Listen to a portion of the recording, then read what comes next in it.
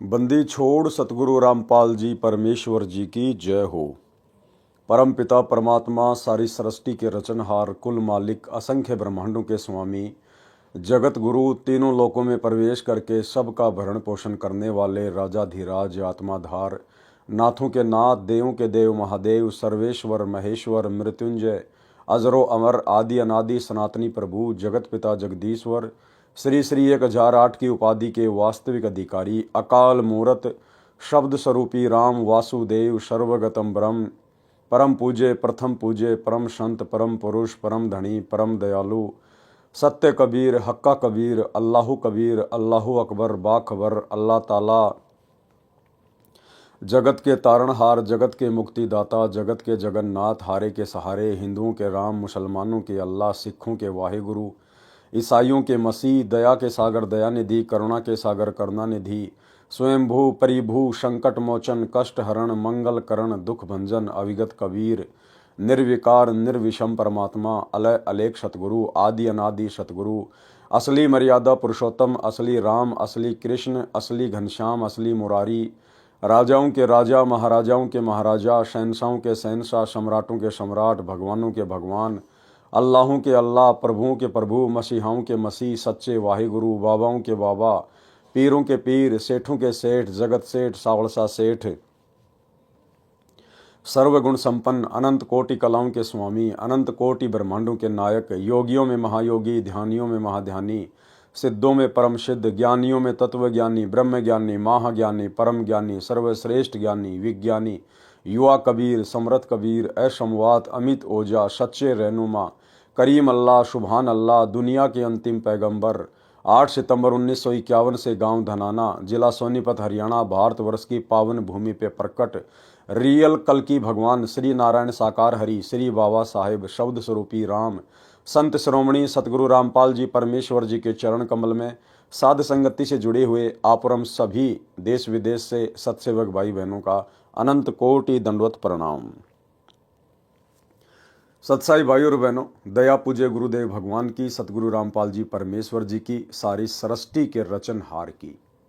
भाई और बहनों, इस कलयुग की बिचली पीढ़ी में साध संगति से जुड़कर गुरुदेव भगवान के विशेष आशीर्वाद से आप और हम सभी सत्सेवक आत्माएं अपनी आत्मा के कल्याणार्थ हेतु भक्ति मार्ग पर मोक्ष प्राप्ति के लिए निरंतर आगे की ओर बढ़ रहे हैं। भाई और बहनों, पूज्य गुरुदेव भगवान की आप और हम सभी आत्माओं पर विशेष कृपा है, रजा है, जो गुरुदेव ने हमें भक्ति मार्ग के ट्रेनिंग सेंटर साध संगति से जोड़ा हुआ है। साध संगति से जुड़कर हमें भक्ति मार्ग से संबंधित गहरी गहरी जानकारियां प्राप्त हो रही हैं। आप और हमारा विश्वास अपने ही गुरु को इष्ट मानकर दिन प्रतिदिन उनके चरणों में बढ़ता ही जा रहा है। तो भाई और बहनों, पूज्य गुरुदेव जी के कर कमल से लिखित पवित्र पुस्तक मुक्ति बोध के ऊपर वीडियो बनाने की श्रृंखला जारी है। इसी श्रृंखला में आज हमारा ये 22वें नंबर का वीडियो है। प्रत्येक वीडियो में सतगुरुदेव भगवान के आशीर्वाद से हमें भक्ति मार्ग से संबंधित बहुत कुछ बातें सीखने और समझने को मिलती हैं। तो चलिए आज के वीडियो में हम आगे बढ़ते हैं। पवित्र ग्रंथ मुक्ति बोध, पेज नंबर 239, दुर्वासा तथा अम्बरीश की कथा का सारांश। यानी हमने पिछले एपिसोड में वीडियो नंबर 21 में दुर्वासा ऋषि और राजा अम्बरीश के विषय में जो कथा सुनी, अब उस कथा का सारांश क्या है।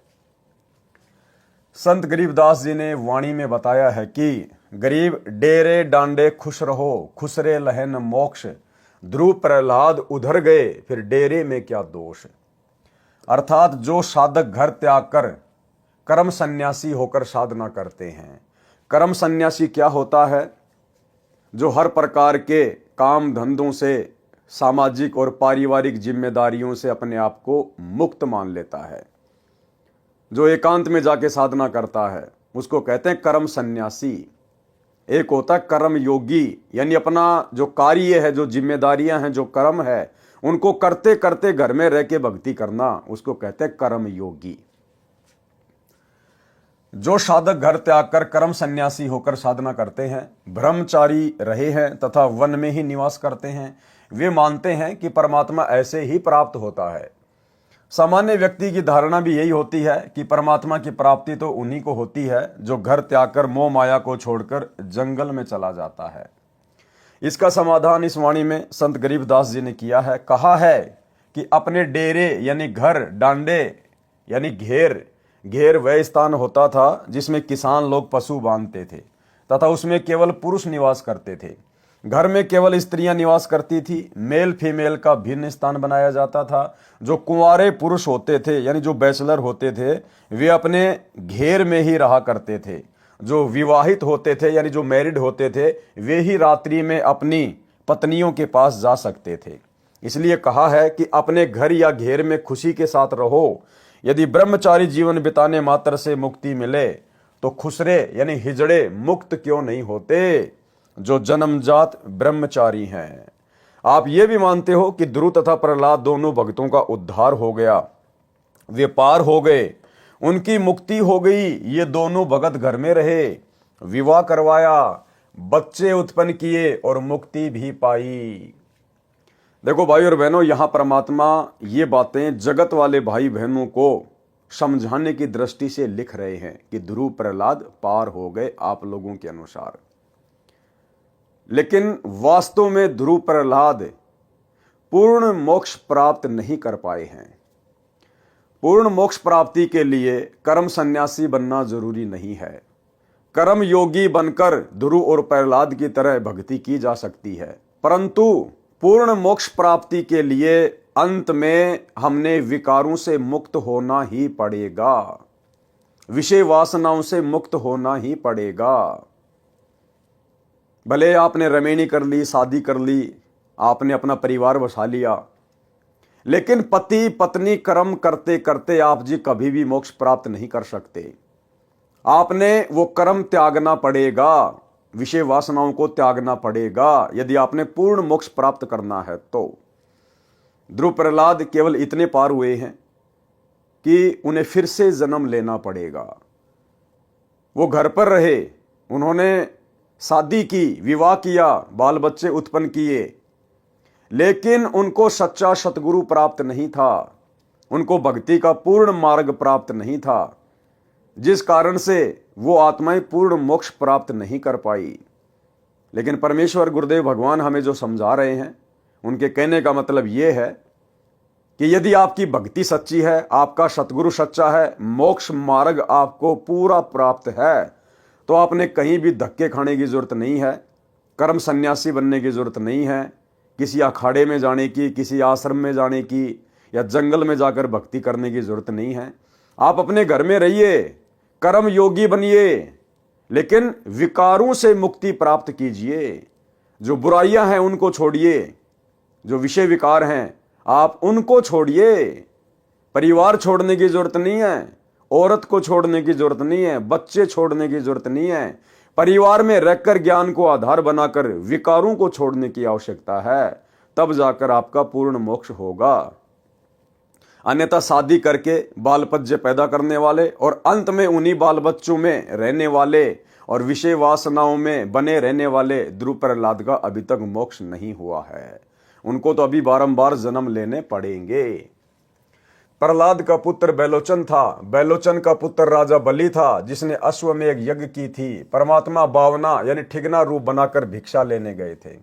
परमात्मा कबीर जी द्वारा बताई सत्य साधना बिना मोक्ष नहीं होता। परमात्मा कबीर जी के द्वारा बताई गई सत्य साधना के बिना मोक्ष नहीं होता।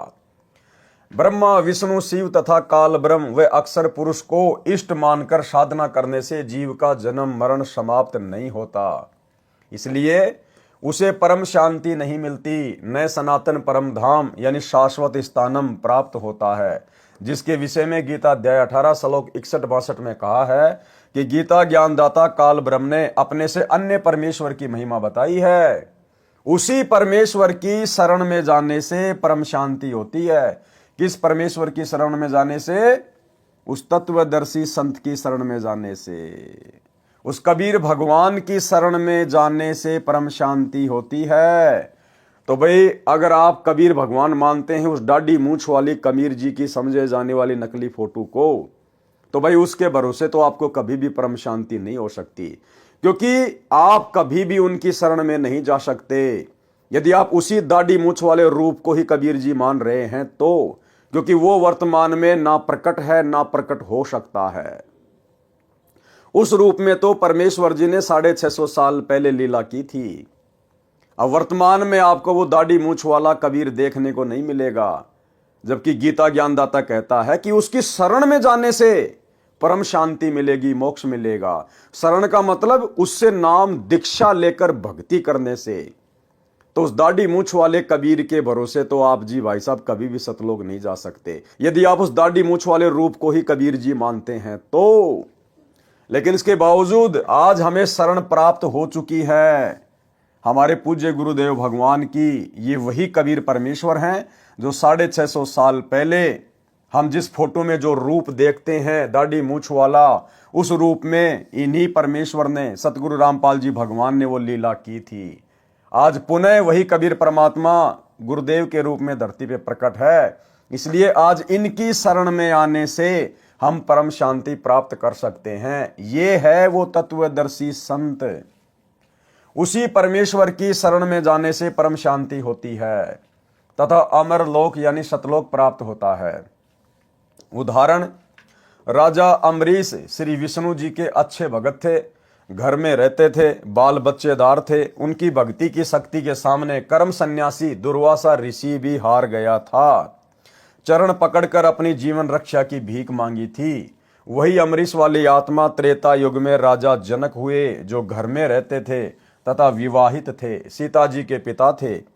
उनकी भक्ति के सामने कर्म सन्यासी वनवासी ऋषि सुखदेव, पुत्र ऋषि कृष्ण दैपायन यानी वेद व्यास ने हार मानी और दीक्षा लेकर राजा को गुरु बनाकर स्वर्ग जाने की व्यवस्था की।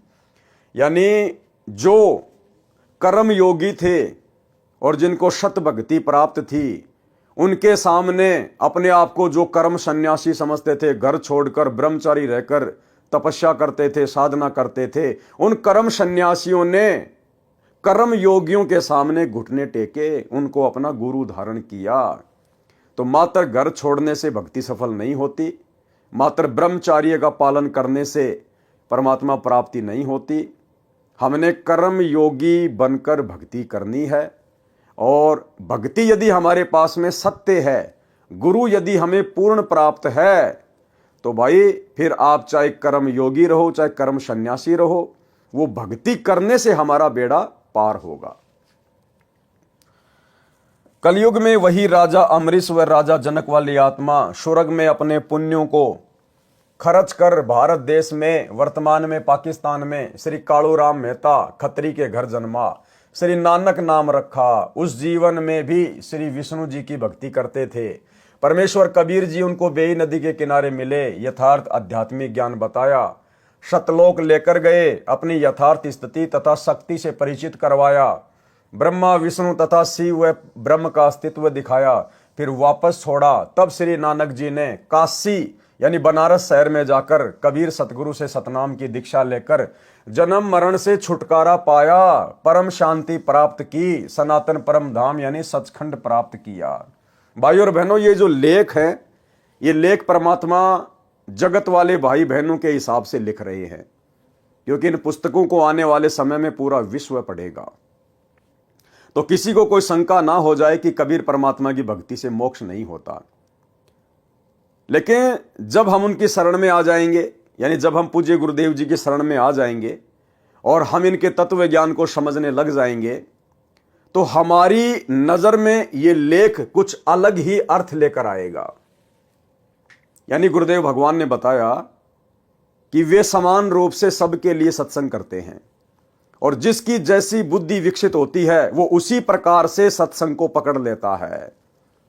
तो सामान्य तौर पर तो परमात्मा ने जगत वालों के लिए लिख दिया कि कबीर परमात्मा की शरण में आकर नानक जी ने पूर्ण मोक्ष प्राप्त किया, जन्म मरण से मुक्त हो गए। लेकिन इन्हीं वाणियों को अब आप और हम दूसरे तरीके से समझेंगे कि वास्तव में गुरुदेव ये लेख किस आधार से लिख रहे हैं और किस आत्मा को क्या समझाना चाहते हैं। रियल में गुरुदेव भगवान ने बता दिया कि ये वर्तमान बिचली पीढ़ी का समय मोक्ष प्राप्ति का समय है। आज से पहले परमात्मा ने किसी को भी पूर्ण मोक्ष की प्राप्ति नहीं करवाई। जितनी भी महान महान आत्माएं हैं, नानक जी से लेकर धर्मदास, पंडित रामानंद जी, मीराबाई जी, अर्जुन सरजुन, ये सभी आत्माएं वर्तमान में पुनः मानव जन्म लेंगी। कुछ आत्माएं ले चुकी हैं। और नानक जी ये भी 64 लाख में थे और 64 के 64 लाख काशी में फैल हो गए थे। और गुरुदेव ने 74 नंबर का जो विशेष संदेश है हिसार जेल से आया हुआ, उसमें बिल्कुल क्लियर कर दिया है कि नानक जी को वर्तमान में मनुष्य जन्म मिल चुका है। आपको कल के 21 नंबर के पार्ट में भी वो क्लिप दिखाई थी, सुनाई थी, एक बार फिर से सुन लीजिए। परमेश्वर ने नानक जी के सभी जन्मों का उल्लेख किया है कि सतयुग में राजा अमरीश था, त्रेता में राजा जनक बना और फिर बाबा नानक के रूप में जन्मा। और अगर अब उसको नाम नहीं मिलता, परमात्मा की शरण में नहीं आता, तो फिर 84 में जाता। तो इस सत्संग को ध्यान से सुनिए, आपको क्लियर हो जाएगा कि वर्तमान में नानक वाली आत्मा सतगुरु रामपाल जी की शरण में आ चुकी है और उपदेश लेकर अपनी सत भक्ति कर रही है। सुनिए। 3 लोक का राज जय जीव को कोई दे, लाख बधाई क्या करे जय नहीं नाम थे नहीं। जैसे राजा अमरीश राजा थे और वो भक्ति ना करी तो करनी चाहिए थी, मर गया, राज छूट गया। कोई पुण्य शेष रह रहे थे, फिर राजा जनक बन गया, भक्ति से फिर बाबा नानक बन गया। अरीब जब नाम ना मिलता तो 84 में जाते और फिर ये जीवन भी ऐसे नष्ट हो जाता। अरीब जब नाम ना मिलता तो 84 में जाते और फिर ये जीवन भी ऐसे नष्ट हो जाता। अरीब जब नाम ना मिलता तो 84 में जाते और फिर ये जीवन भी ऐसे नष्ट हो जाता। तो भाइयों और बहनों, समझदार को तो संकेत ही काफी होता है। परमात्मा के सत्संगों में पहली कक्षा से लेकर पीएचडी तक का ज्ञान होता है। जिस आत्मा की जैसे जैसे बुद्धि विकसित होती चली जाएगी, उन सत्संगों का उसी हिसाब से अर्थ निकालती चली जाएगी। तब श्री नानक जी ने काशी शहर में जाकर कबीर सतगुरु से सतनाम की दीक्षा लेकर जन्म मरण से छुटकारा पाया, परम शांति प्राप्त की, सनातन परम धाम यानी सचखंड प्राप्त किया। काल ने ऋषि दुर्वासा को प्रेरित किया था ताकि अमरीश सत्य साधना त्याग दे और इसका इसी जन्म में पतन हो जाए। देखो, दुर्वासा ऋषि राजा अमरीश के वहां घर पर क्यों गया, महल में क्यों गया और क्यों उसने वहां जाकर बकवाद करी कि तूने मेरे बिना भोजन कैसे कर लिया, मैं तेरे को श्राप देता हूं।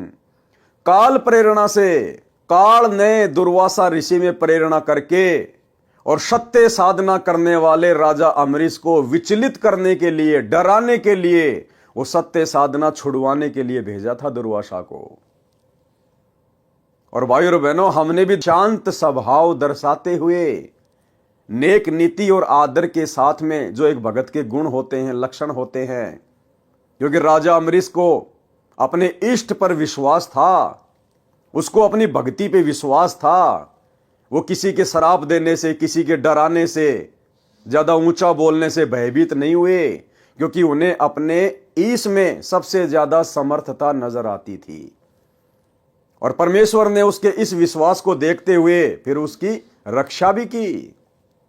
तो इसी प्रकार भाइयों और बहनों, वर्तमान में हमने भी हर प्रकार से लोक लाज से संघर्ष करना है, घर परिवार और समाज वालों से संघर्ष करना है।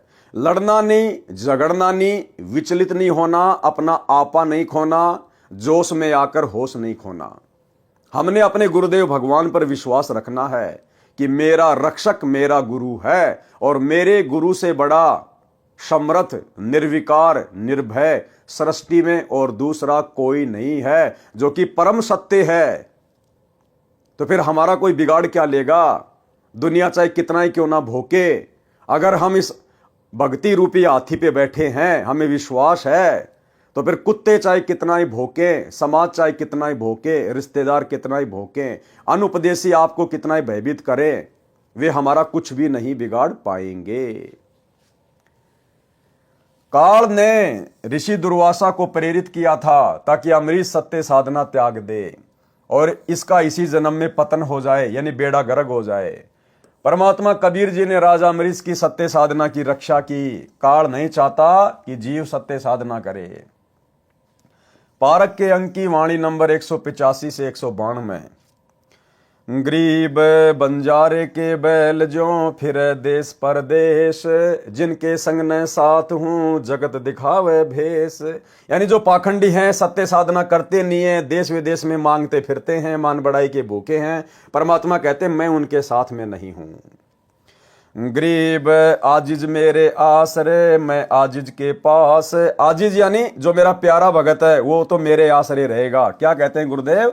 जो मेरा प्यारा भगत है वो तो मेरे आसरे रहेगा, और मैं आजिज के पास, और मैं उस प्यारी आत्मा के सदा साथ में, सदा पास में रहता हूं। गैल गैल लाग्या फिरूं जब लग धरनी आकाश।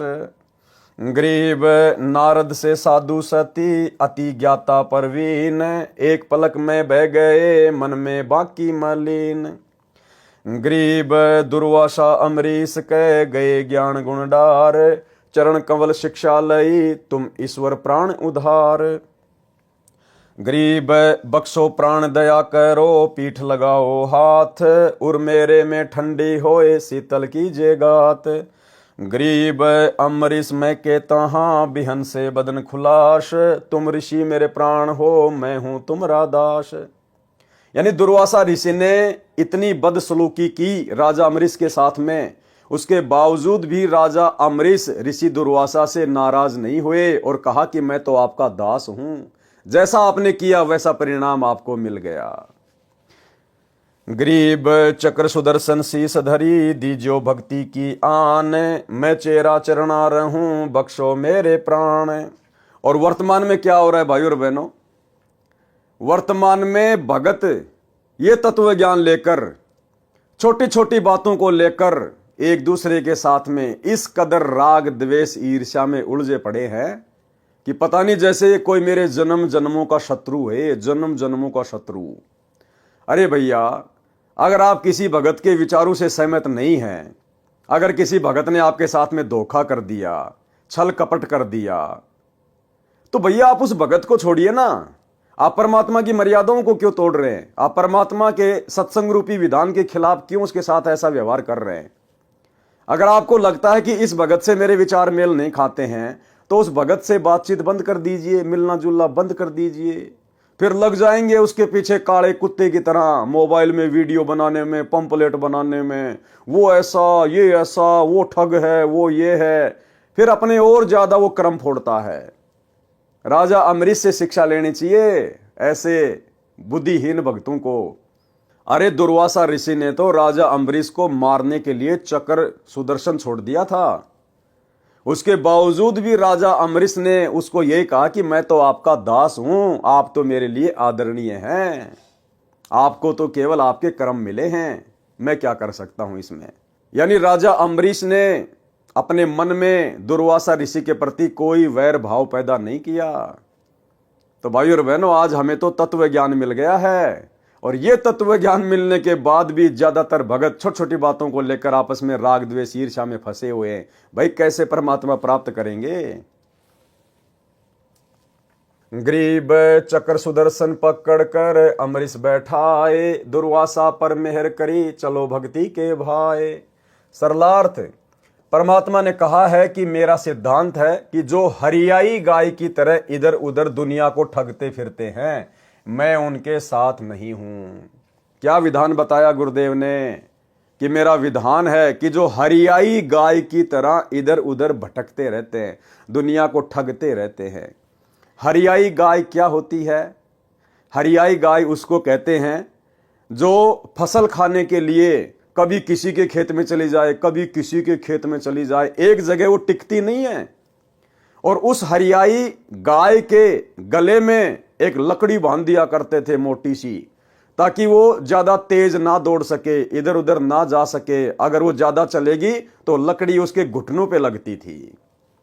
तो हरियाई गाय की तरह परमात्मा कहते हैं जो भगत इधर उधर भटकते हैं, जैसे इन सतलोक आश्रमों में, क्योंकि आज हमारे गुरुदेव भगवान तो बैठे हुए हिसार जेल में, और संगत 90% संगत उस हरियाई गाय की तरह लड्डू जलेबी बर्फी के चक्कर में, जैसे वो गाय हरा हरा चारा चरने के चक्कर में दूसरों के खेतों में दौड़ा करती थी, ठीक इसी प्रकार वर्तमान में हमारे भगत भाई बहन जो साध संगति से नहीं जुड़े हुए हैं, जो गुरुदेव के ज्ञान को आधार बनाकर भक्ति नहीं कर रहे हैं, उस हरियाई गाय की तरह कभी सतलोक आश्रम धनाना में, कभी सतलोक आश्रम सोजत में, कभी सतलोक आश्रम शामली में लड्डू जलेबी बर्फी के चक्कर में भटकते ही रहते हैं। तो परमात्मा कहते हैं ऐसे भक्तों के साथ मैं नहीं रहता। अरे भैया, ऐसी भक्ति करो, ऐसे भाव पैदा करो, मर्यादाओं में रहो कि मजबूरन परमात्मा ने आपके पास आना पड़े। चलो इन आश्रमों में अगर गुरुदेव भगवान होते फिर तो आप चाहे लाख बार जाओ, लेकिन आपको अच्छे से पता है कि गुरुदेव भगवान शरीर रूप में हिसार जेल में बैठे हैं और शब्द रूप में तो वे हर जगह हैं, आपके घर पर भी हैं। अगर आप मर्यादित हैं तो, शत भक्ति कर रहे हैं तो फिर आपको हरियाई गाय की तरह इन आश्रमों में धक्के खाने की, लाडू जलेबी बर्फी के चक्कर में क्या आवश्यकता पड़ गई। परमात्मा ने कहा है कि मेरा सिद्धांत है कि जो हरियाई गाय की तरह इधर उधर दुनिया को ठगते फिरते हैं, मैं उनके साथ नहीं हूं। वे जगत में साधु वेश बनाकर प्रभावित करके काल जाल में डालते हैं। यानी परमात्मा हमें सांसारिक तौर पर जो नकली पाखंडी धर्मगुरु हैं उनके लिए भी समझा रहे हैं, और भक्ति मार्ग में भी आप और हमने ज्ञान को आधार बनाकर इन शब्दों का अर्थ समझना पड़ेगा। ये नहीं है कि परमात्मा केवल एक ही चीज पे टारगेट करते हैं, परमेश्वर एक तीर से अनेकों शिकार करते हैं। तो इस भक्ति में आने के बाद भी जो हरियाई गाय की तरह जिनकी आदत बनी हुई है, उन भाई बहनों के लिए भी परमात्मा का संकेत है। जो मेरा आजीज यानी प्रिय भगत है, मैं उसके सदा साथ रहता हूं, उसके पीछे पीछे लगा रहता हूं जब तक धरती आकाश है। तो फिर हमने आज गुरुजी की गैर हाजिरी में इन सतलोक आश्रमों में धक्के खाने की क्या जरूरत है, जब परमात्मा कह रहे कि गैल गैल लाग्या फिरूं जब तक धरती आकाश, जो जन मेरी शरण है ताका हूं मैं दास। तो आप तो गुरुजी की शरण में है ना, आपने तो नाम ले लिया ना, फिर गुरुजी की गैर हाजिरी में आप इन आश्रमों में क्यों भटक रहे हैं भाई। परमात्मा तो कह रहे हैं ऐसी आत्माओं के तो मैं पीछे पीछे भटकता हूं, और आप लोग सतगुरु मिलने के बाद, उनकी शरण मिलने के बाद, और आपको पता है कि गुरुजी आश्रमों में नहीं है, उसके बावजूद भी आप हरियाई गाय की तरह वहां भटक रहे हैं, धक्के खा रहे हैं, तो वहां परमात्मा नहीं मिलने वाला, इस विधि से भगवान नहीं मिलने वाला। परमात्मा तो कहते हैं अगर तू भक्ति करेगा, मर्यादा में रहेगा, तो मैं तेरे पीछे पीछे भटकूंगा, 24 घंटे छाया की तरह मैं तेरे साथ में रहूंगा। बताओ फिर भगत को भटकने की जरूरत क्या है। जो मेरा आजीज यानी प्रिय भगत है, मैं उसके सदा साथ रहता हूं, गेल गेल यानी पीछे पीछे लगा रहता हूं जब तक धरती तथा आकाश है। इसलिए हम सत्सेवक भाई बहन मर्यादाओं पर ज्यादा जोर देते हैं, गुरु को प्रसन्न करने की तरफ ज्यादा ध्यान देते हैं, ताकि हमें कहीं भटकने की जरूरत ना पड़े और पल पल सतगुरु हमारे साथ में शब्द रूप में रहे। नारद जी साधना करने वन में गए थे, 12 वर्ष साधना करके लौटे तो अपने पिता ब्रह्मा से कहा कि मैंने अपनी इंद्रियों पर काबू पा लिया है। ब्रह्मा जी ने कहा कि अच्छी बात है, परंतु अपनी उपलब्धि को बताना नहीं चाहिए। बिल्कुल भाई और बहनों, सही कहा ब्रह्मा जी ने, लेकिन वर्तमान में आप और हमें तत्व ज्ञान प्राप्त है, लाभ हानि का अच्छे से गुरुदेव ने हमें समझा दिया है। इसलिए यदि हमें किसी प्रकार की कोई उपलब्धि हो भी जाती है, यदि हम अपने विषय विकारों पर कंट्रोल प्राप्त कर भी लेते हैं, तो पहली बात तो हमें अंदर से पता है कि ये मेरे बस की बात नहीं थी, ये मेरे गुरुदेव भगवान के आशीर्वाद से ऐसा संभव हुआ है, और गुरुदेव भगवान ने ऐसा इसलिए किया ताकि मैं शांति से भक्ति कर सकूं। तो विषय विकारों पर कंट्रोल करने के बाद जो आत्मीय आनंद, जो शांति हम इस भक्ति मार्ग पर महसूस कर रहे हैं, प्राप्त कर रहे हैं, उस मकसद से तो हम दूसरे भगत भाई बहनों को समझा सकते हैं कि भाई देखो, वास्तव में भक्ति का आनंद तो उसी समय है जब हम विषय विकारों से दूर हट जाएंगे, और भाई इनके हटे बिना बात बनेगी नहीं। और भाई दास के ऊपर भी गुरुदेव भगवान की विशेष मेहर हुई है, परमात्मा ने इन विषय विकारों से दास को भी दूर कर दिया है भक्ति के लिए। तो इस प्रकार से तो हम समझा सकते हैं, दूसरों को बता सकते हैं, उनको भी अच्छे कर्मों के लिए प्रेरित करने के लिए।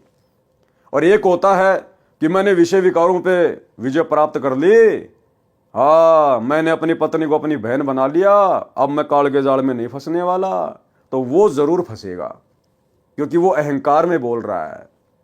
तो इस मकसद से ब्रह्मा जी ने अपने पुत्र नारद को कहा था कि बेटा किसी और के सामने जिक्र मत करना,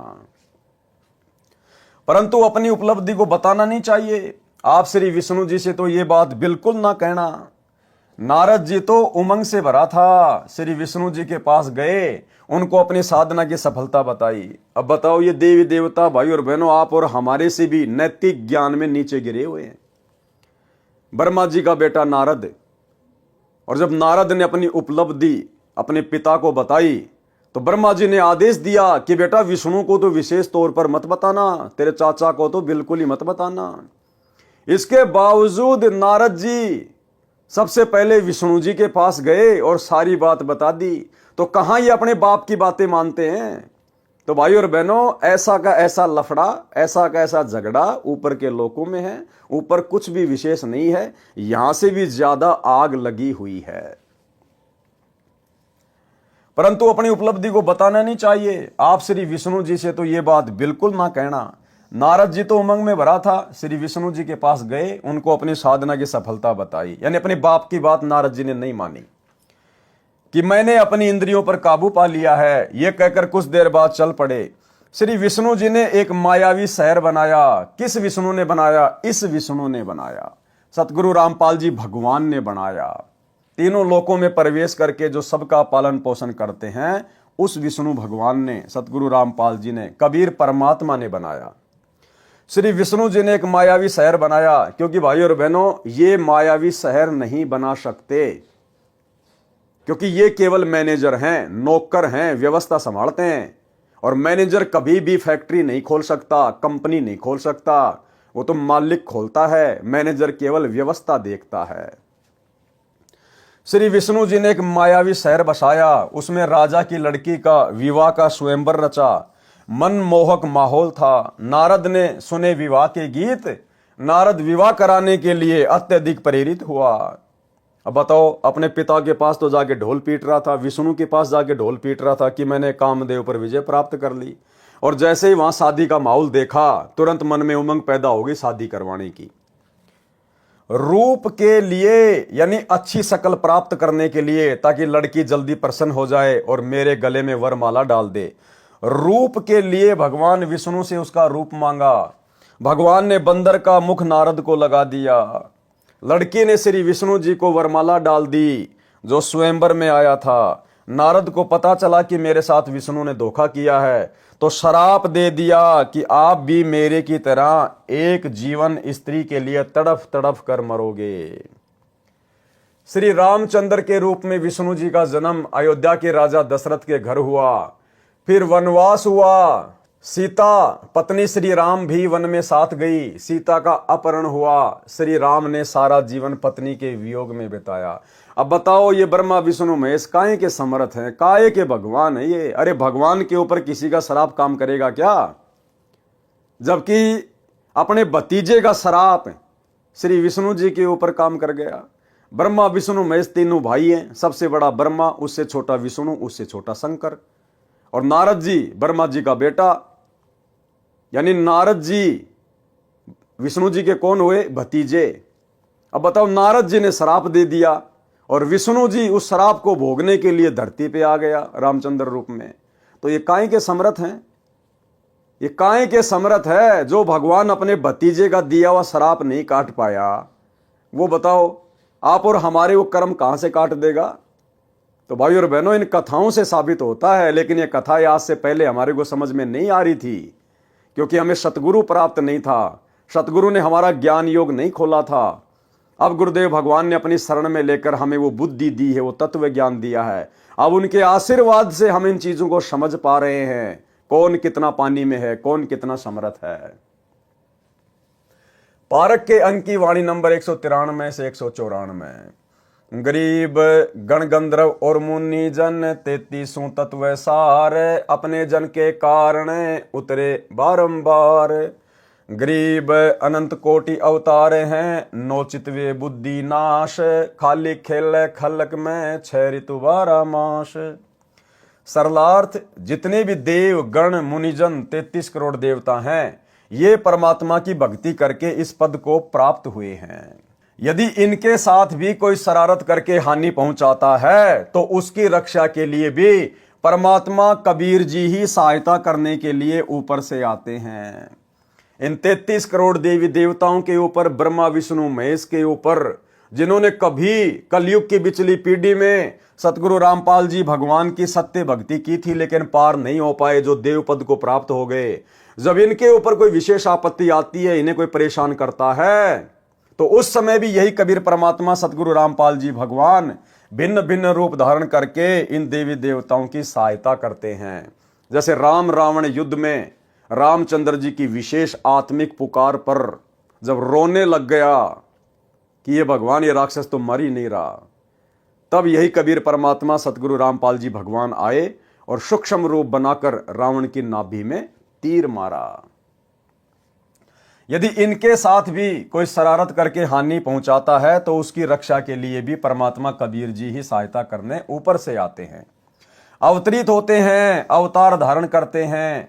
वे परमात्मा अपने जन यानी भगत जन के कारण बार बार अवतार लेते हैं।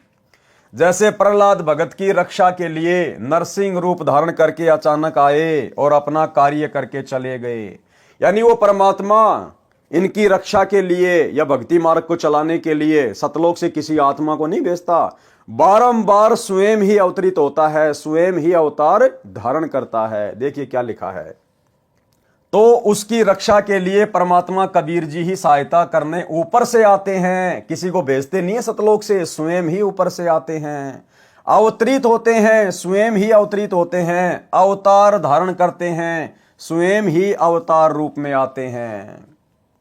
वे परमात्मा अपने जन यानी भगत जन के कारण बार बार अवतार लेते हैं। परमात्मा खुद ही बार बार अवतार लेते हैं, सतलोक से किसी को भेजते नहीं है। जैसे आज वर्तमान में सतलोक आश्रमों से जुड़े हुए हमारे भगत भाई बहनों को बहुत बड़ी गलतफहमी है कि सतगुरु रामपाल जी तो कबीर जी के भेजे हुए अवतार हैं, कबीर जी की भेजी हुई आत्मा है, कबीर जी के दास हैं।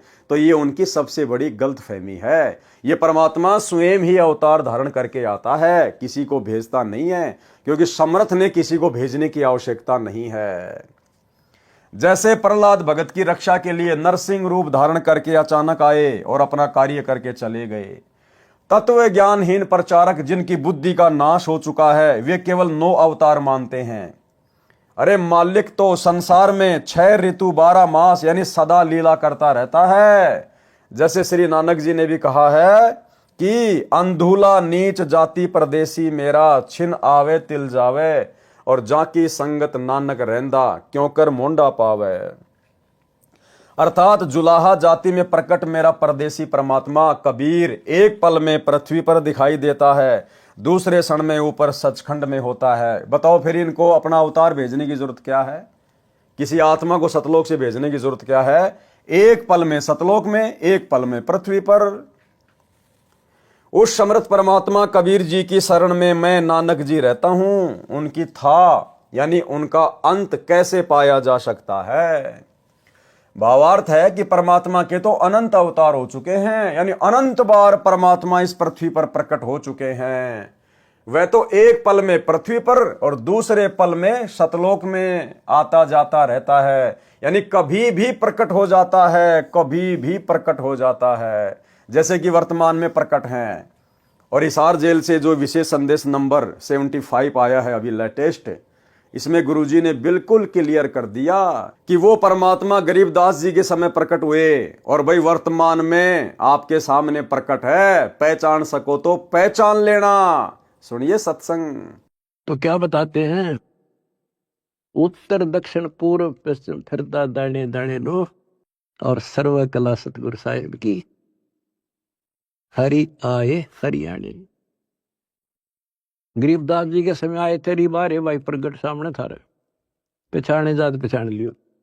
गरीबदास जी के समय आए तेरी बारे भाई प्रगट सामने थारे, पहचाने जात पहचान लियो। गरीबदास जी के समय आए तेरी बारे भाई प्रगट सामने थारे, पहचाने जात पहचान लियो। तो भाई और बहनों, वर्तमान में कौन प्रकट है? कहां है परमात्मा? यदि आप दाढ़ी मूछ वाले कबीर जी को परमात्मा मानते हैं तो भाई उसके तो आपको दर्शन भी नहीं हो सकते वर्तमान में। फिर क्यों कह रहे हैं गुरु जी कि जो परमात्मा गरीबदास जी के सामने प्रकट हुए, गरीबदास जी के समय प्रकट हुए, वही परमात्मा आज भी प्रकट है तुम्हारी आंखों के सामने। पहचान सको तो पहचान लो। यानी गुरुदेव स्वयं के विषय में कह रहे हैं, स्वयं के विषय में, कि तुम्हारा गुरु स्वयं ही कबीर परमात्मा है। वही कबीर परमात्मा जो गरीबदास जी को मिला था जिंदा बाबा के रूप में, वही आज तुम्हें सतगुरु रामपाल जी के रूप में प्राप्त है, धरती पे प्रकट है। अब इससे बड़ा खुलकर परमात्मा और क्या प्रमाण देंगे। लेकिन उसके बावजूद भी भाई और बहनों, बुद्धिहीन भगत भाई बहन ये बात अपने हृदय में नहीं बैठा पाएंगे कि हमारे गुरुजी ही कबीर जी हैं। क्योंकि गुरुजी को ही कबीर जी मानने के लिए तो साध संगति से जुड़ना पड़ेगा। उस नकली दाढ़ी मूंछ वाले कबीर जी की फोटो को घर से बाहर निकालना पड़ेगा, अन्यथा आप कभी भी अपने गुरु को रियल कबीर नहीं मान सकते। और गुरु को रियल कबीर नहीं माना, प्रकट हुआ नहीं माना, तो आपका भाई मोक्ष नहीं हो सकता। पारक के अंक की वाणी नंबर 195 199। गरीब पीछे पीछे हरि फिरे, आगे संत सुजान, संत करे कोई सांच है, चारों युग परवान। गरीब साईं सरी के साधु हैं, इन समतुल नहीं और, संत करे सो होत हैं, साहिब अपनी ठोर। गरीब संतों कारण सब रचा, सकल जमी आसमान, चंद सुर पानी पवन, यज्ञ तीर्थ और दान। गरीब जो बच्चा गऊ की नजर में, यो साईं को संत, हरिजन के पीछे फिरे, भगत वत्सल भगवंत। गरीब धारी मेरे संत की, मुझसे मिटे ना अंश, बुरी भली बाँचे नहीं, सोई हमरा वंश। अब ये जो चारों वाणियां हैं भाई और बहनों, और इन चारों वाणियों में जो संत शब्द का प्रयोग किया गया है, ये हमारे पूज्य गुरुदेव भगवान के लिए है। यानी ये स्वयं परमात्मा है, लेकिन अपने आप को परमात्मा से भिन्न दर्शाते हुए यहां पर ये वाणियां लिखी गई है, ताकि आप और हम ज्ञान को समझ सकें। तो गुरुदेव भगवान हमें ये कहना चाहते हैं, ये समझाना चाहते हैं कि वो कबीर परमात्मा जो अपना संत यहां नीचे भेजता है, आते तो वो खुद ही हैं संत के रूप में, लेकिन छुपाते हैं अपने आप को, कि वो परमात्मा यहां ज्ञान प्रचार के लिए, सतगुरु की भूमिका के लिए जो अपना संत भेजता है, फिर वो परमात्मा उस संत के साथ में रहता है। वो संत अपने मन में जो भी धारणा कर ले, वो परमात्मा फिर बीच में दखल नहीं देता, वो काम वैसा ही हो जाता है। सरलार्थ, अपने सच्चे भगत के साथ साथ पीछे पीछे परमात्मा रहता है। यानी संत रूप में जो तत्वदर्शी संत रूप में आता है, यहां अपने आप को छुपाते हुए परमात्मा दोहरी भूमिका करते हुए अपने ज्ञान को आप और हमारे तक पहुंचाने के लिए इस प्रकार से अपने आप को भिन्न दर्शा रहे हैं। अगर गुरुजी खुद कहें कि मैं कबीर हूं, तो कोई नहीं मानेगा ये बात। अब तो मान जाएंगे, क्योंकि अब तो हमें समझ में आ गया, परमात्मा ने समझा दिया।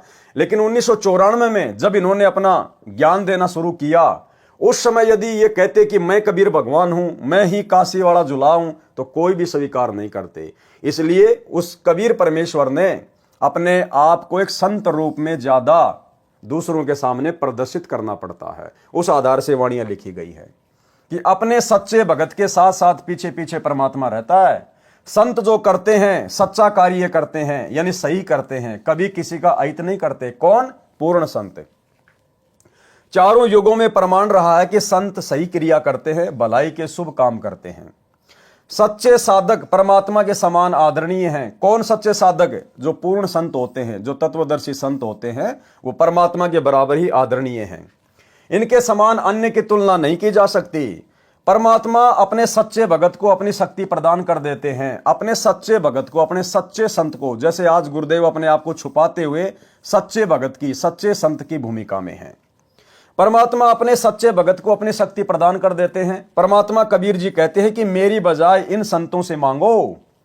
संत परमात्मा से प्राप्त शक्ति से अपने अनुयायियों की मनोकामना पूर्ण करते हैं, उनकी रक्षा करते हैं। परमात्मा कबीर जी उनके बीच में कोई दखल नहीं देते। यानी संत ने जो धारणा अपने मन में बना ली, जो आशीर्वाद अपने शिष्य को दे दिया, फिर परमात्मा बीच में कोई दखल अंदाजी नहीं करता। क्यों? क्योंकि संत स्वयं ही परमात्मा होता है। कौन से मार्ग में? इस कबीर परमात्मा के सतलोक वाले मार्ग में, सत भक्ति मार्ग में, अन्य पाखंडियों की भक्ति में नहीं, तीन लोक की भक्ति में नहीं, केवल सतलोक वाली भक्ति में कबीर परमात्मा खुद ही संत रूप में होता है। इसलिए भला बीच में दखलंदाजी और कौन करेगा। इसलिए कहा है कि संत करे सो होत हैं, यानी तत्वदर्शी संत करे सो होत हैं, और साहिब अपनी ठोर। वो परमात्मा बीच में दखलंदाजी नहीं करता। परमात्मा ने भक्तों के लिए पृथ्वी तथा इसके सहयोगी सूर्य, आकाश, हवा व जल व अन्य ग्रह बनाए हैं ताकि वे भक्ति करके अपना कल्याण करवा सकें। तीर्थ स्थान भी भक्तों का साधना स्थल है। दान की परंपरा भी भक्ति में अति सहयोगी है, परंतु दान संत यानी गुरु को दिया जाता है। कुपात्र को दिया दान तो रण रे यानी अनुपजाऊ यानी बंजर भूमि में बीज डालकर खराब करने के समान है। परमात्मा कबीर जी ने कहा है कि कबीर गुरु बिन माला फेरते, गुरु बिन देते दान, गुरु बिन दोनों निष्फल है, भावे देखो वेद पुराण। अर्थात भगत को चाहिए कि पहले पूर्ण गुरु से दीक्षा ले, फिर उनको दान करे, उनके बताए मंत्रों का जाप यानी सुमरण करे। गुरुजी से दीक्षा लिए बिना भक्ति के मंत्रों के जाप की माला फेरना तथा दान करना व्यर्थ है। गुरु बनाना अति आवश्यक है। प्रमाण कबीर राम कृष्ण से कौन बड़ा, उन्हों भी गुरु कीन, तीन लोक के वेदनी गुरु आगे अधीन। आम सांसारिक लोग श्री ब्रह्मा विष्णु महेश से और उनके जो अवतार हैं, श्री राम रूप में आए, श्री कृष्ण रूप में आए, तो आम जो सांसारिक लोग हैं जो तत्व ज्ञान से अपरिचित हैं, वे श्री राम और श्री कृष्ण से तो बड़ा किसी को परमात्मा नहीं मानते, भगवान नहीं मानते। तो हमें गुरुदेव समझाना चाहते हैं कि तुम्हारे उन भगवानों ने भी गुरु धारण किया, गुरु से उपदेश लेकर भक्ति की, तब वापस अपने लोक में जा पाए सूक्ष्म शरीर में। फिर तुम वर्तमान में भाई बिना गुरु के कौन से खेत की मूली हो जो 84 लाख योनियों से और नरक से छूट जाओगे। कबीर राम कृष्ण से कौन बड़ा, उन्हों भी गुरु कीन, तीन लोक के वेदनी गुरु के आगे अधीन। अर्थात पृथ्वी के मानव, स्त्री और पुरुष श्री राम तथा श्री कृष्ण से बड़ा देवता किसी को नहीं मानते। उन दोनों ने गुरु जी से दीक्षा ली, तीन लोक के मालिक होते हुए भी उन्होंने गुरु बनाए। श्री कृष्ण जी ने ऋषि दुर्वासा जी को अध्यात्म गुरु बनाया। ऋषि संदीपनी उनके शिक्षक गुरु थे। यानी श्री कृष्ण जी के दो गुरु थे, एक तो संदीपनी ने केवल उनको अक्षर ज्ञान करवाया था, पढ़ाई लिखाई वाले गुरु थे। दूसरे दुर्वासा ऋषि जिन्होंने आध्यात्मिक ज्ञान की दीक्षा दी। श्री कृष्ण जी ने ऋषि दुर्वासा जी को आध्यात्म गुरु बनाया, ऋषि संदीपनी उनके शिक्षक गुरु थे। श्री रामचंद्र जी ने ऋषि वशिष्ठ जी को गुरु बनाया। वे दोनों त्रिलोकनाथ होते हुए भी अपने अपने गुरु के आगे आधीन भाव से पेश होते थे।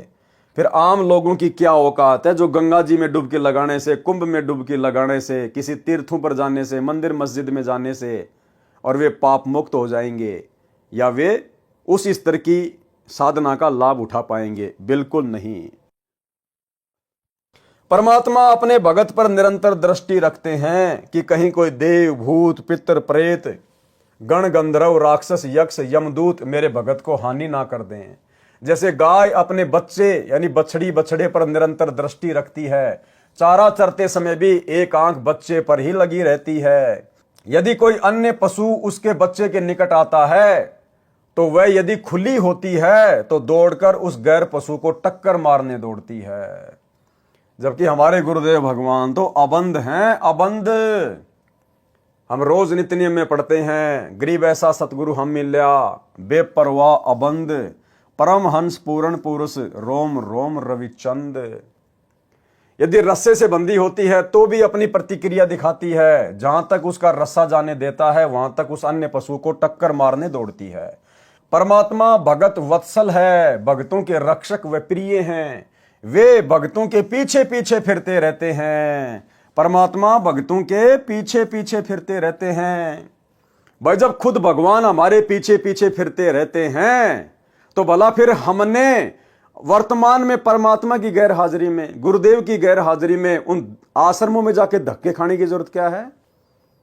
भाई यदि हम भगत हैं, सही भक्ति कर रहे हैं, मर्यादा में हैं, तो ऐसे भगत के जब परमात्मा खुद ही पीछे पीछे फिरता रहता है तो हमने वर्तमान में गुरुजी की गैर हाजिरी में इन सतलोक आश्रमों में धक्के खाने के लिए क्यों जाना? या वो जाएंगे जिनको अभी तक ये ज्ञान समझ में नहीं आ पाया है। क्योंकि परमात्मा कहते हैं गोता मारूं सुरग में जा बैठूं पाताल, और गरीब दास ढूंढता फिरूं अपने हीरे मोतीलाल। बताओ, जो परमात्मा खुद ही भगत के पीछे पीछे रहता है, साए की तरह साथ में रहता है, शब्द रूप में पल पल साथ में रहता है, तो फिर भगत ने कहीं धक्के खाने की क्या जरूरत है? धक्के वो खाएगा जो कस्तूरी वाले हिरण की तरह अभी तक कस्तूरी को पहचान नहीं पाया। मेरे संत यानी सतगुरु पद पर जो संत होता है उसकी धारणा यानी जो वो अपने सेवक अनुयायियों को आशीर्वाद देकर लाभ देना चाहता है, उसकी वह धारणा मेरे से टाली नहीं जा सकती, यानी मैं उसमें दखल नहीं दे सकता। क्यों? क्योंकि संत इस कबीर परमात्मा के मार्ग में जो पूर्ण संत होता है, जो तत्वदर्शी संत होता है, वो स्वयं कबीर भगवान ही होता है, इसलिए दखल और देगा कौन? परंतु मेरे भगत यानी संत को मर्यादा का ध्यान रखना अनिवार्य है, लेकिन अपने भेजे गए संत के लिए भी मर्यादा अनिवार्य है। और भाइयों और बहनों, अब आपको समझ में आएगा कि वर्तमान में इन शतलोक आश्रमों में 90% भगत भाई बहनों से ज्ञान विरुद्ध कर्म कौन करवा रहा है, गुरु का नाम लेके। या इस लाइन में यह बात बोलकर परमात्मा क्या कह रहे हैं कि मेरा जो संत होता है, जिसको मैं तत्वदर्शी संत बना के भेजता हूं, सतगुरु बना के भेजता हूं, जैसे वर्तमान में हमारे गुरुदेव भगवान आए हुए हैं, तो परमात्मा कबीर जी कह रहे हैं कि उस संत को भी मर्यादाओं का विशेष ध्यान रखना पड़ता है। यानी उस संत को मर्यादा बना के कौन देता है? परमात्मा। आपने कई सत्संगों में सुना होगा गुरुदेव के मुख कमल से कि बच्चों ये हमारे भगवान के नियम हैं। तो नियम भक्ति के सतगुरु रामपाल जी को किसने दिए? कबीर भगवान ने। क्योंकि समझाने की दृष्टि से परमात्मा ने लिखा है, उसी दृष्टि से दास आपको समझा रहा है। तो भक्ति के नियम सतगुरु रामपाल जी को दिए किसने? कबीर भगवान ने। फिर क्या कह रहा है वो परमात्मा? परंतु मेरे भगत यानी संत को मर्यादा का ध्यान रखना अनिवार्य है। किसको? उस तत्वदर्शी संत को, जिसको गुरु पद पे भेजा जाता है। तो भाई फिर वो तत्वदर्शी संत कैसे मर्यादा तुड़वाएगा? भक्ति मार्ग में राजनीति नहीं करनी, ये राजनीति बंदी छोड़ को बिल्कुल भी पसंद नहीं है। ये किसका नियम है? कबीर भगवान का। एक बार गुरुदेव के मुख कमल से सुन लो कि राजनीति करने वालों से बंदी छोड़ कितना नाराज होता है। सुनिए। तो ये कच्चा काम नहीं करते बंदी छोड़, तो इन्होंने 250 वर्ष इंतजार करनी पड़ी कि कोई इस बात को समझ के और नीयत से, इसमें छल कपट नहीं चलता, इसमें पॉलिटिक्स राजनीति को बंदी छोड़ पसंद कतई नहीं करता। ये हमने आजमा के देख राखी। अगर मैं भी कसूर करूंगा तो मेरा वो दोनों बात से अपनी छतरी अपनी छाया हटा लेगा ऊपर तय, और भाई ने वह बात से घर ते बाहर लकड़ते पाला पड़े से कर्म का जाडा लगेगा, सर्दी लगेगी। इसी प्रकार सतगुरु अपनी छत्र छाया में अपने बच्चे ने छाती का ला कर रखे। जिस प्रकार छोटे से बच्चे ने माता पिता और दादा गुदड़े में लको कर रखा करे अकेले इसके सर्दी ना लग जाए, तो न्यू हमारे को बंदी छोड़ जब उसकी शरण में आ जाते हैं इस प्रकार रखे से। पर हमारी कुमत जो से थोड़ी को ना चौथे युग में आ गया, इकट्ठी होती होती आ रही से। महाराज कहीं युगन युगन की वासना हुई इकट्ठी आन, निर्मल क्यों कर होगा, कोई संत लग्या नहीं कान। तो बात यही हमारा कहने का तात्पर्य है कि जो 40 साल से वहां पर पापड़ बेल रहे थे, उनकी करनी में अंतर था। उनकी कथनी कुछ और करनी कुछ रही। यहां पर कथनी थोड़ी हो, करनी अधिक हो, जो परमात्मा बंदी छोड़ प्रसन्न होते हैं। इन सारा बेरा हम सोच क्या रहे हैं और करांगे क्या, हम इस तक के छुपा सकते हैं। जीता दास गीसा पंथ के अंदर गीसा संत का एक परम शिष्य हुआ है। वो कहते हैं अपने गुरु को परमात्मा स्वरूप समझ कर चले, तो वह कहते हैं कि मेरे पर्दे के महरमी पिया जी, अपने गुरु को कहते हैं, और आपसे कहां लको लो जिया जी, पर्दे तक के आप मेरे जानने वाले हो, ये बाप तो मैं के छुपा सकता हूं मालिक। तो इस प्रकार हमारा भाव बना रहे कि हम ईश्वर से कुछ नहीं छुपा सकते, वो सारी जानते हैं। तो सतगुरु रामपाल जी को ये राजनीति ना करने का, राजनेताओं के तलवे ना चाटने का, फालतू में राजनेताओं का समर्थन ना करने का ये आदेश किसने दिया? ये नियम किसने बना के दिया? कबीर भगवान ने। उसके बाद गुरुजी ने हमारे को दिया। तो नियम किसका हुआ? भगवान का। और भगवान क्या कह रहा है? परंतु मेरे भगत यानी संत को मर्यादा का ध्यान रखना अनिवार्य है।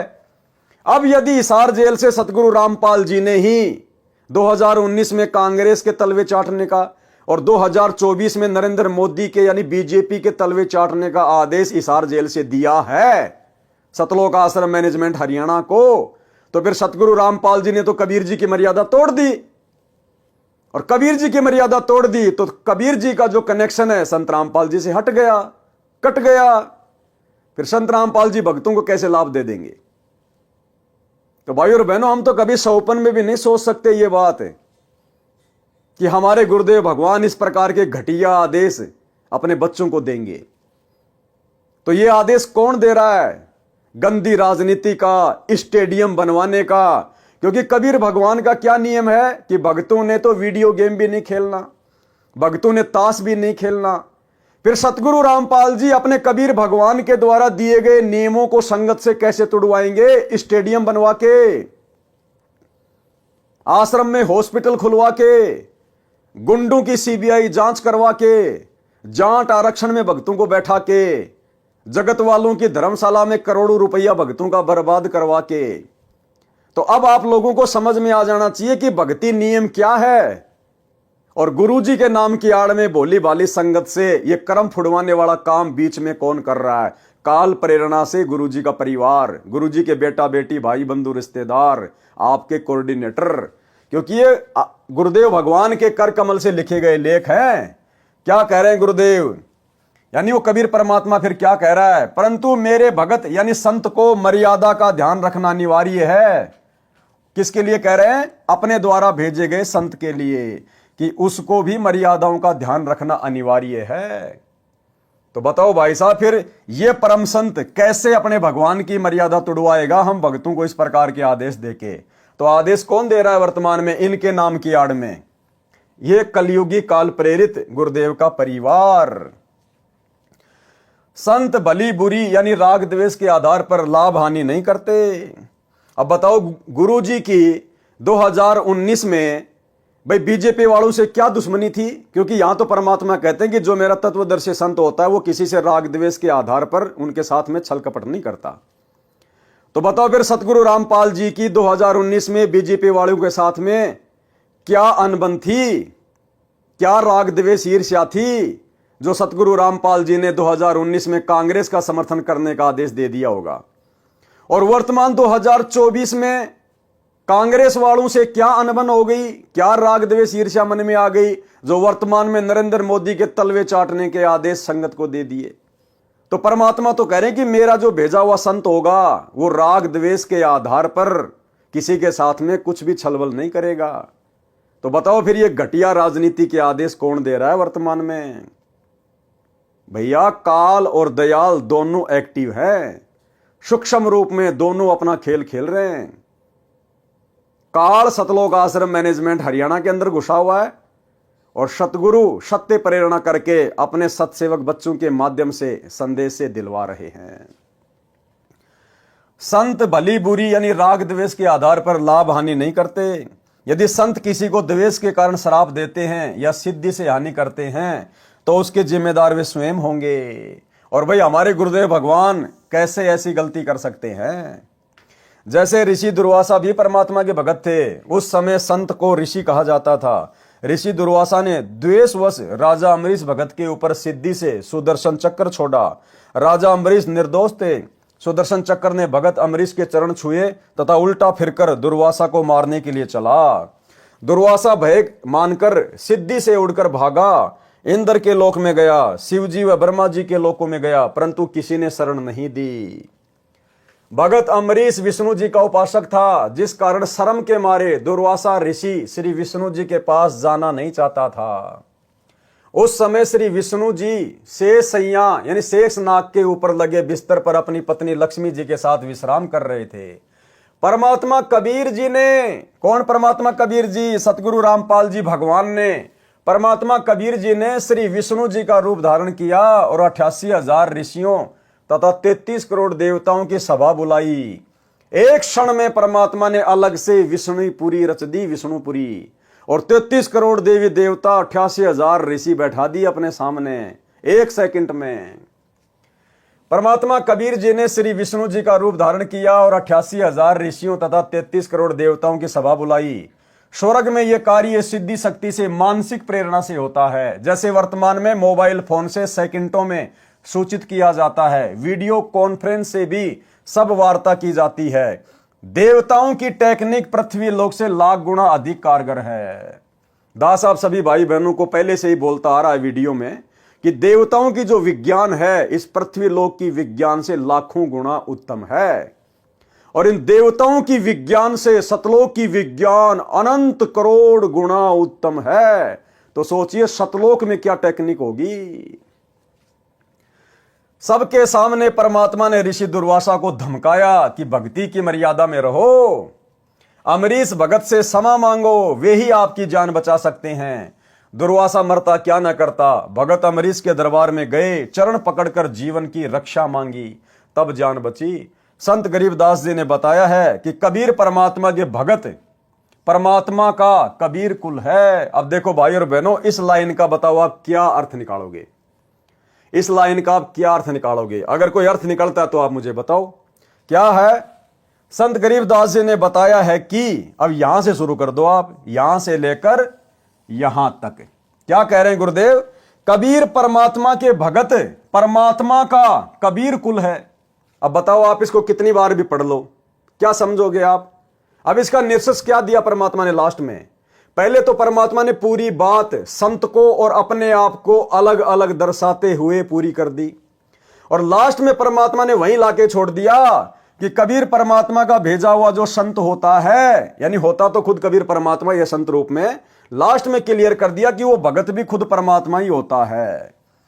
कबीर परमात्मा के भगत तो कौन हुए? कबीर परमात्मा के भगत जो संत रूप में यहां जो भेजा जाता है, मान लीजिए सतगुरु रामपाल जी हैं जो अपने आप को कहते हैं कि मुझे कबीर जी ने भेजा है, तो कबीर परमात्मा के भगत। फिर क्या है वो भगत? परमात्मा का, यानी कबीर परमात्मा के भगत परमात्मा का कबीर कुल है, यानी वो खुद ही परमात्मा होता है। वो कबीर परमात्मा खुद ही संत रूप में धरती पे प्रकट होता है। परमात्मा कबीर जी ने कहा है कि मेरा वंश कबीर कुल कभी किसी को स्वार्थ व ईर्ष्यावश कष्ट नहीं देता।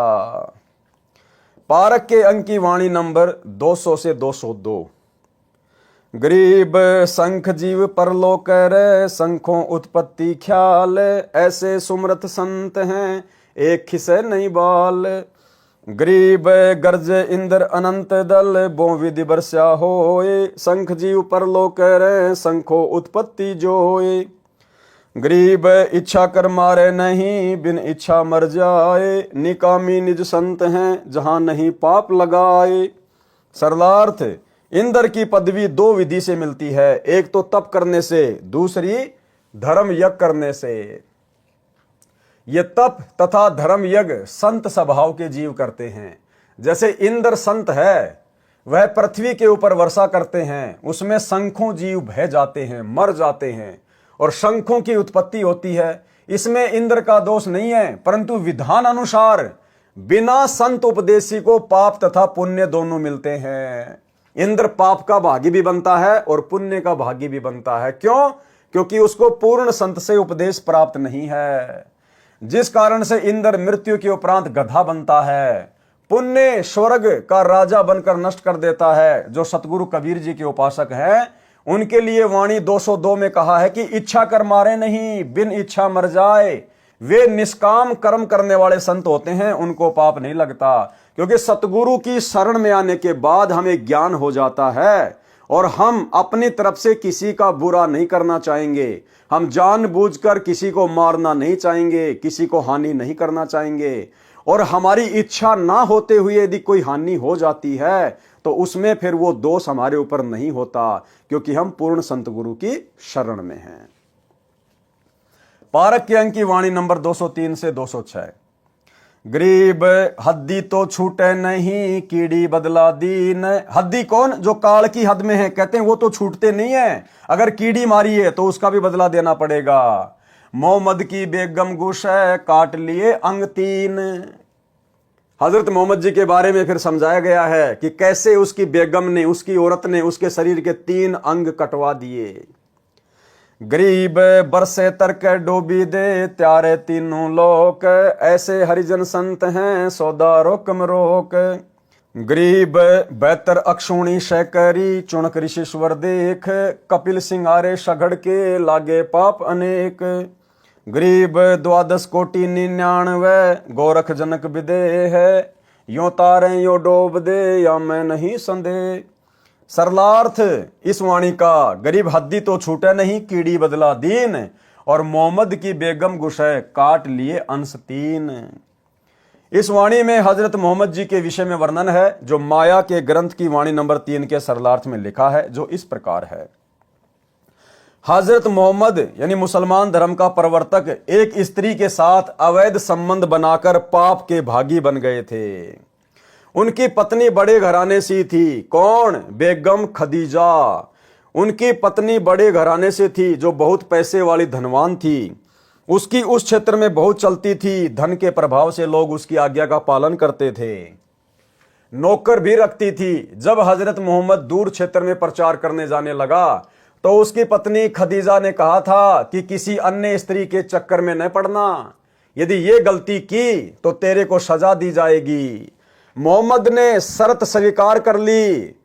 दूर स्थान पर मुसलमान धर्म का प्रचार करते समय आदि माया की प्रेरित सुंदर स्त्री जो विधवा थी, आदि माया के द्वारा प्रेरित सुंदर स्त्री।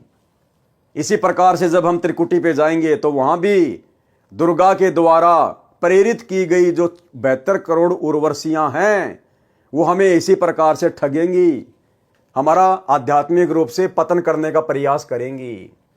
तो जब हजरत मोहम्मद जी ज्ञान प्रचार करने के लिए दूर देश में गए तो वहां पर आदि माया की प्रेरित सुंदर स्त्री जो विधवा थी मोहम्मद के संपर्क में आई, मुसलमान बन गई।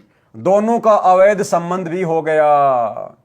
खदीजा को उसके नौकरों ने बताया तो खदीजा ने मोहम्मद को बुलाकर सजा दिलाई। क्या सजा दिलाई?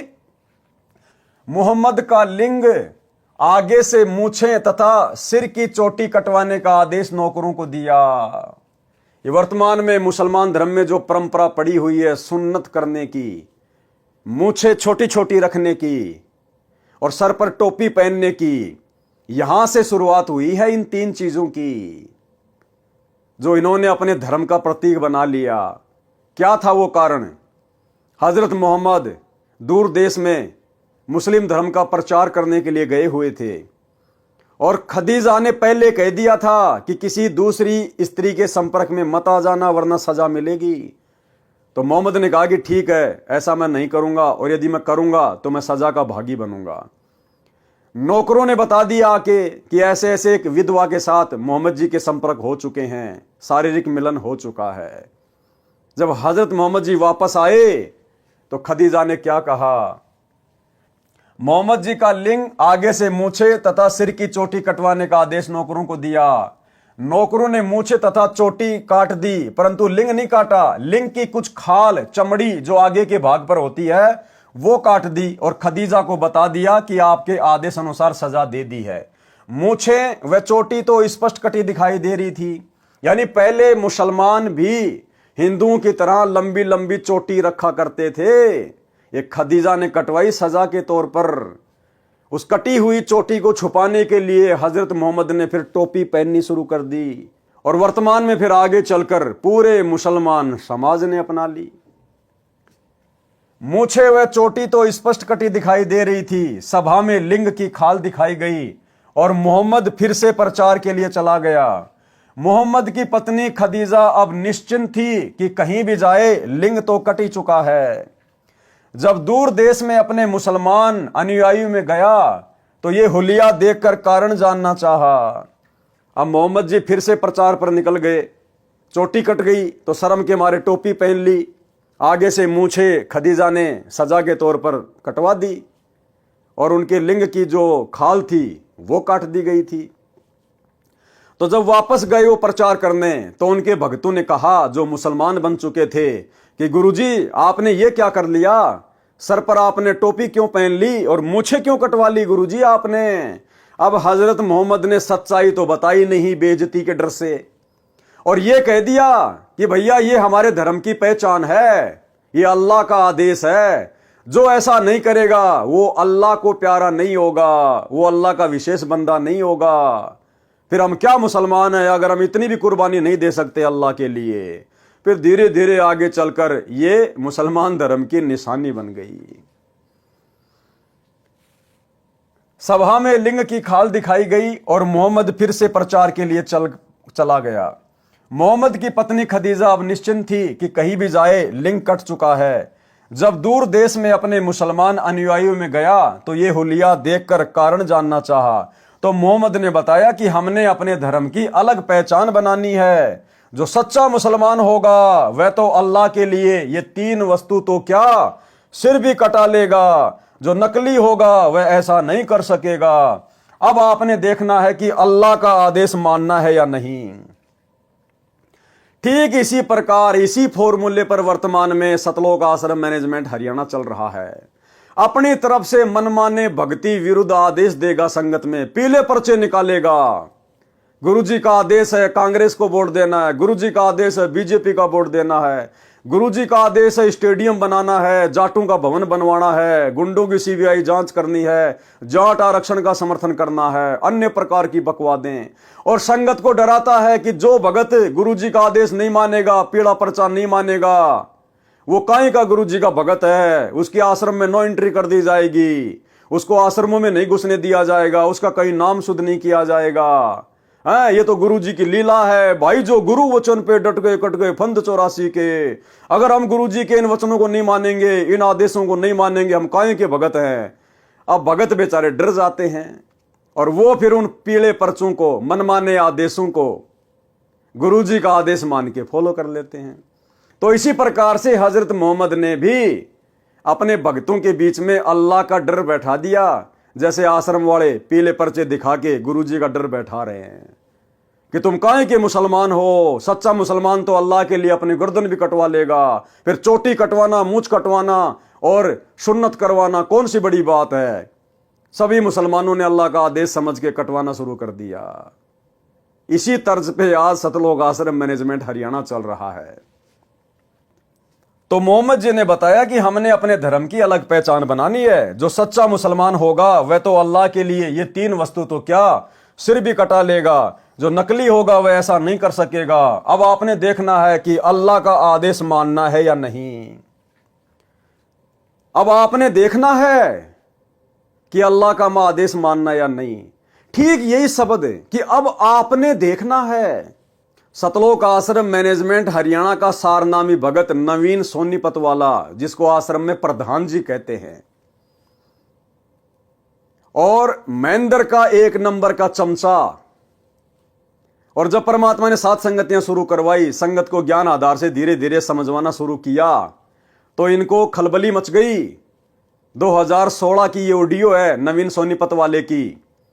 और संगत में क्या आदेश पारित कर दिया कि हमारे को गुरुजी ने कह दिया है और हमारे को गुरुजी ने लेटर में लिख के भी दे दिया है कि महेंद्र जो मेरा छोटा भाई है वो संगत में जो भी आदेश देगा वो मेरा ही आदेश माना जाएगा।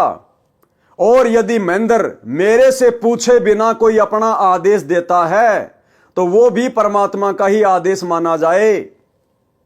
तो फिर नवीन सोनीपत वाला कह रहा है कि अब आपने देखना है। यहां पर हजरत मोहम्मद जी ने कहा ना कि अब आप लोगों ने देखना है, तो नवीन सोनीपत कह रहा है कि अब आप भक्तों ने देखना है कि कमाल की तरह गुरुद्रोही बन चुके उस पवन की बातों को ज्यादा महत्व देना है या गुरुजी की बातों को महत्व देना है। हमारे लिए महेंद्र जी का आदेश गुरुजी का आदेश है, और महेंद्र जी गुरुजी से पूछे बिना भी आदेश दें तो भी हमने गुरुजी का यह आदेश मानना है। अब हमने और क्या चाहिए। यानी भाड़ में जाओ गुरुजी, भाड़ में जाओ ये ज्ञान है, भाड़ में जाओ सत्संग, बस महेंद्र जो बोल देगा वो हमारे लिए फाइनल है। यह है सतलोक आश्रम मैनेजमेंट हरियाणा के परम भक्तों का तत्व ज्ञान, सारनामी भक्तों का तत्व ज्ञान। ये नवीन सोनीपत वाला जो सभी स्टेट कोऑर्डिनेटर के ऊपर है, सभी को यह आदेश पारित करता है महेंद्र के कहने से, इनका यह हाल है। पहले ये छोटी सी ऑडियो सुन लो उसकी, सुनिए जी। आप जो कह रहे हो ठीक है, लेकिन सारी संगत के लिए गुरुदेव जी ने आदेश दे रखा है कि भाई मोहनलाल जी की बात मान करके चलें। और मोहनलाल जी की बात मानना हमारे लिए गुरुदेव जी का आदेश है। उसकी बात का खंडन करना गुरुजियों के आदेश का खंडन करना है। और पवन जयपुर वाले जी मोहनलाल जी के खिलाफ मैसेज डालते जाने लग रहे हैं, जो कि गुरु मर्यादा का उल्लंघन है। अब आप लोगों ने गुरु मर्यादा को ज़्यादा रखना है या कमाल की तरह एक दूसरे भगत के ऊपर आश्रित ज़्यादा होना है, यो फैसला अब आप लोगों के हाथ में है। देख लो अब आप क्या करोगे। हमारे को गुरुजियों ने कह दिया भाई मोहनलाल जी की मान के चलो। मोहनलाल जी जो कहें हमारे लिए वो फाइनल है। और ये गुरुजियों ने लिखित में भी दे दिया था, लिखित में भी दे रखा है कि भाई मेरे आदेश को अगर मोहनलाल जी बदल दें तो भी वो मान्य होगा, और मेरे कहे बिना या मेरे से पूछे बिना मोहनलाल जी अगर कोई आदेश दें तो भी वो मान्य होगा। तो इससे ज़्यादा और क्या चाहिए अब हमारे को। गुरुजियों ने कह दिया भाई मोहनलाल जी हैं, फाइनल अथॉरिटी है।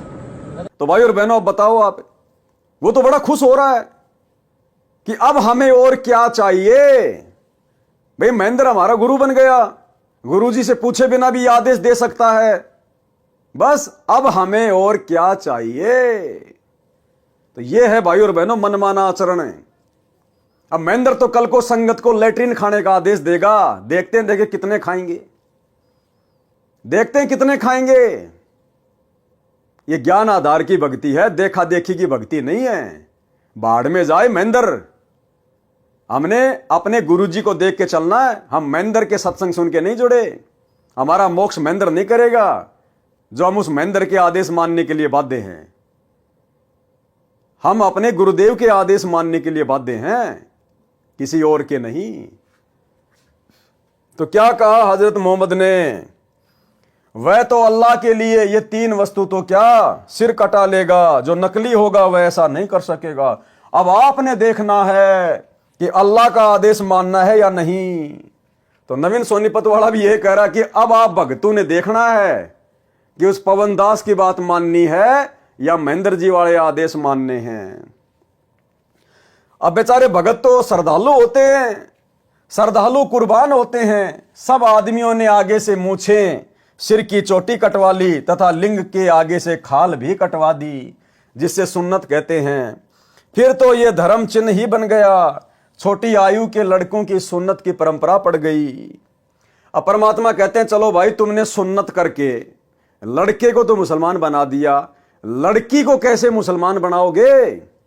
अब मुसलमान धर्म में जो औरतें हैं वो तो मुसलमान है ही नहीं, क्योंकि लड़के की तो आपने सुन्नत कर दी पैदा होते ही, लड़की की कहां से सुन्नत करोगे। ना लड़की के मूछें होती हैं। अब बताओ, ना मुसलमान धर्म में लड़कियां टोपी पहनती हैं, तो मुसलमान धर्म में औरतें तो मुसलमान है ही नहीं फिर। तो ये भी इन सब की भ्रमणा है, ये मनमाना आचरण है। जो हद्दी यानी काल की हद तक की साधना करते हैं उनको तो सब पाप पुण्य भोगने पड़ते हैं। कीड़ी भी मार देते हैं तो उनका भी बदला देना पड़ता है। जैसे बारिश में असंख्यों जीव डूब दिए, नष्ट कर दिए, बारिश से असंख्यों उत्पन्न हो गए, असंख्यों को भोजन मिला, यो तारे यानी कल्याण कर देते हैं। ऐसे परमात्मा भक्तजन संत हैं। सौदा रोकम रोक यानी नगदा नगदी है, अर्थात जैसा कर्म करते हैं वैसा फल हाथों हाथ मिलता है।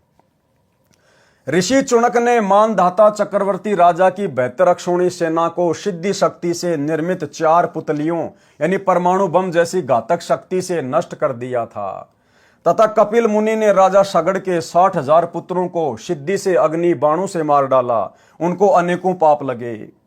राजा जनक विदेही 12 करोड़ जीव आत्माओं को नरक से छुड़वाकर स्वर्ग ले गए।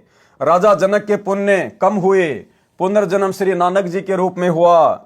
गोरखनाथ जी ने 99 करोड़ राजाओं को ज्ञान सुनाकर राज छुड़वाकर भक्ति पर लगाया।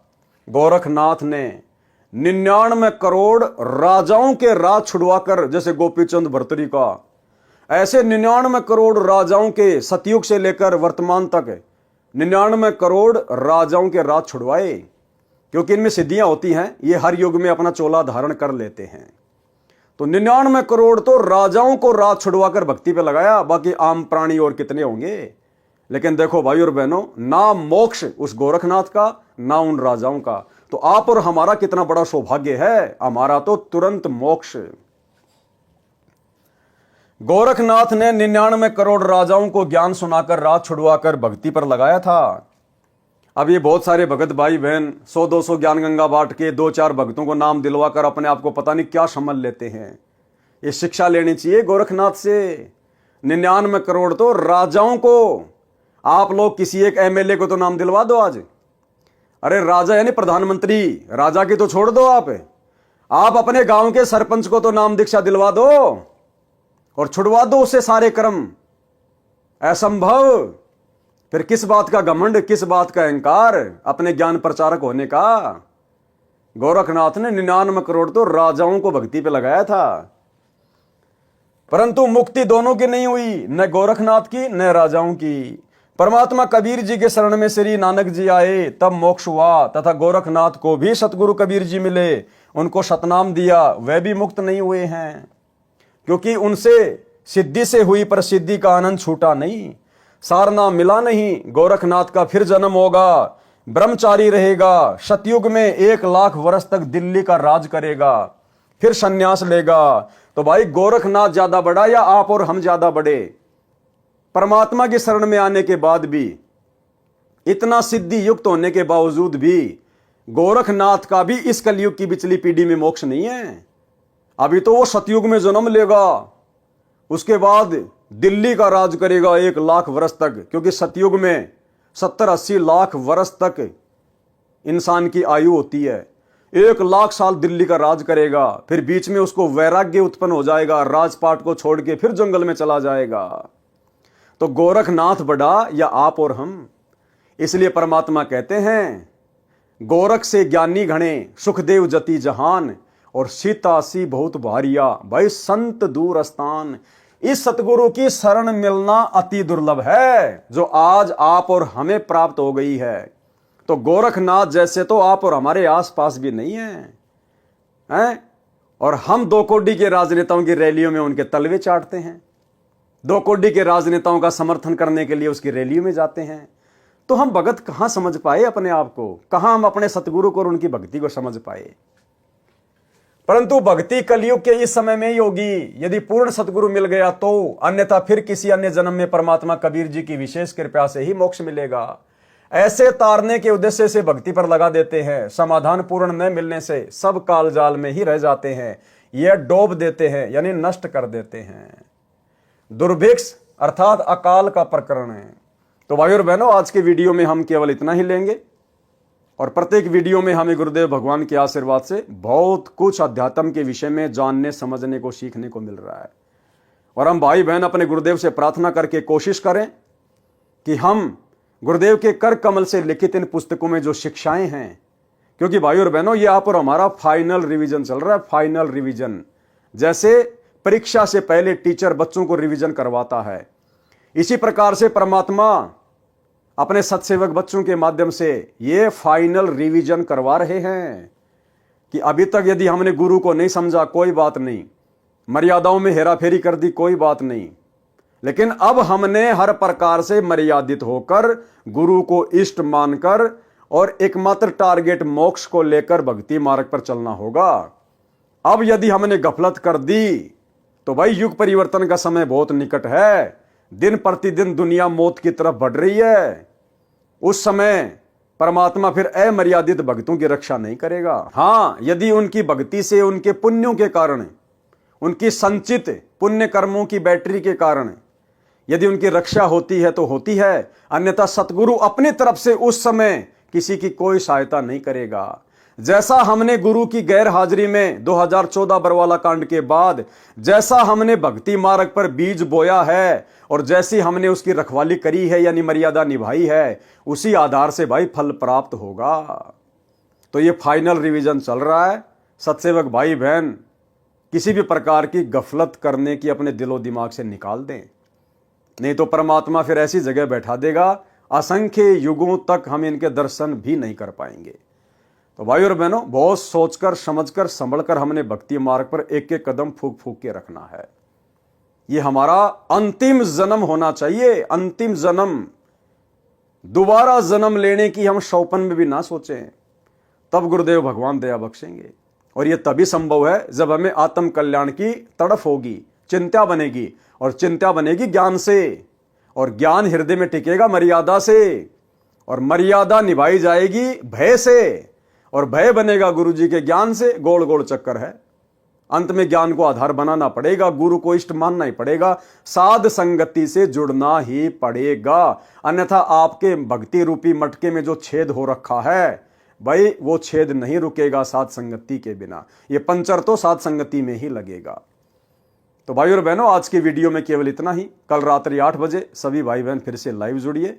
तब तक गुरुदेव भगवान हम सबको आज्ञा दे, इजाजत दे, आशीर्वाद दे।